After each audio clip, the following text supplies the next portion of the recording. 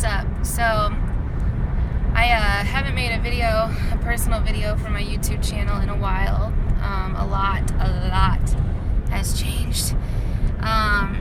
So I kind of just wanted to make an entry because, you know, some of the last couple videos that I made was just kind of more emotional and just kind of, you know, probably hit home for a lot of people out there. But, you know, since the last video, my now ex-husband and I separated. We finalized our divorce about a month ago.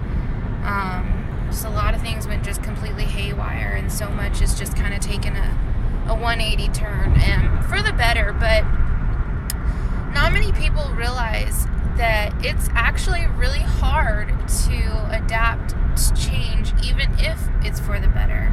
Even if everything changes into the ways that you wanted it for so long, it's still a lot to adapt to. And, you know, it's going to send you through emotional whirlwinds that you can't even imagine. You've never heard of, never known about, never thought you could feel. I definitely have had it every emotion. I haven't really missed him or anything like that. I was never like that. You know, because in my eyes, the relationship was over for a long time before, you know, we actually called it off. And so, you know, we're kind of moving on. The kids are doing okay. They struggle from time to time with it. They're just kind of confused. But, you know, we both agreed that despite our differences, you know, we're going to let them do whatever we can for them to let them stress as least as possible. So,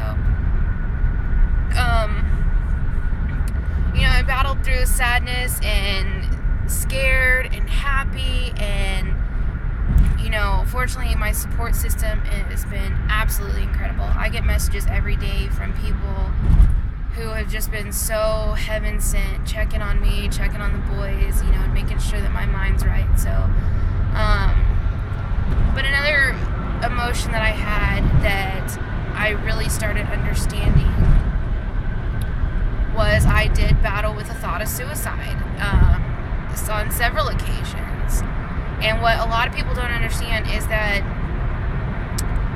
there is actually particles of, I don't even know what it's called, that is in our brains, physically in our heads, in our brains, floating around in there, that either don't move fast enough or move too fast, most of which is insinuated by stress or loss or grief or, you know, just emotions.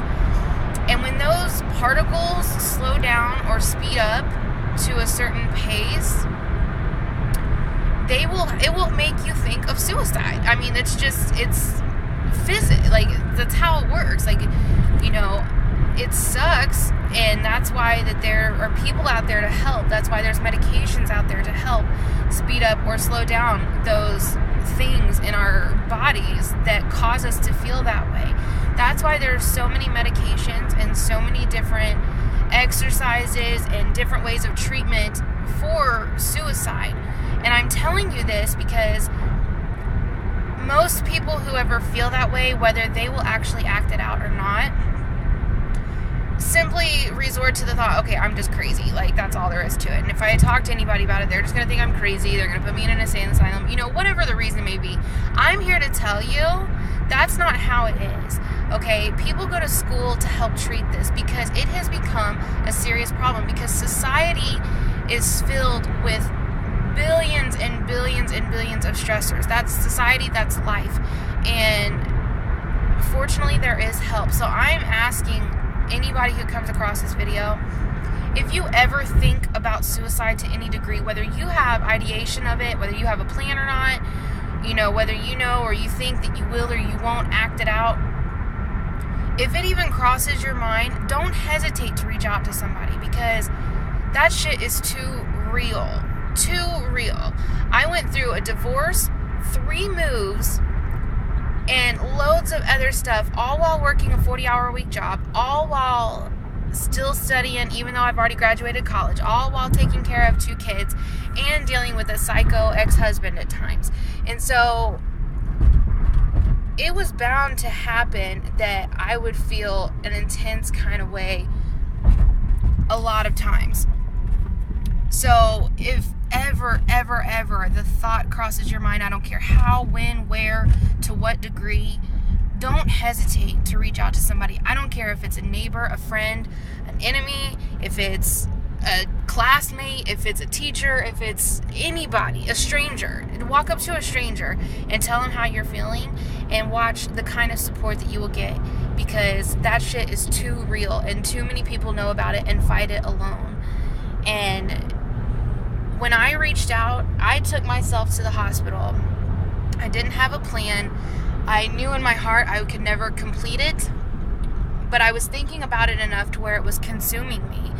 And I took myself to the hospital. I got some amazing resources, some amazing tips, tricks, advice, exercises. I ended up taking a short-term disability leave from my job for about 2.5 weeks so I could recoup and get a lot of the legal things changed and taken care of. But the amount of support that I had from everybody, nobody ever once looked at me and said you were crazy or anything like that.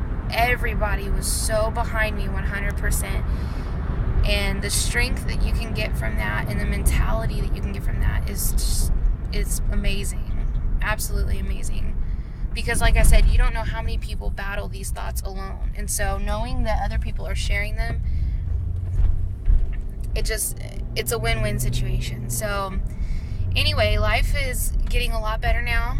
And I just ask, like I said, reach out for help. Don't ever hesitate, because how can somebody know if you're hurting if you don't say anything? So anybody and everybody battling those thoughts, no matter how severe or not, I pray for you.